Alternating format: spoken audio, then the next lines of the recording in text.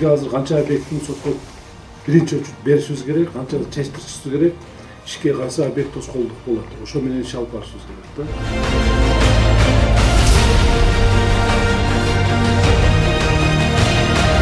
Бул жерге киоск, газета сатат, китеп сатат, түшүндүңүз да? Скамейкалар отуруп турган.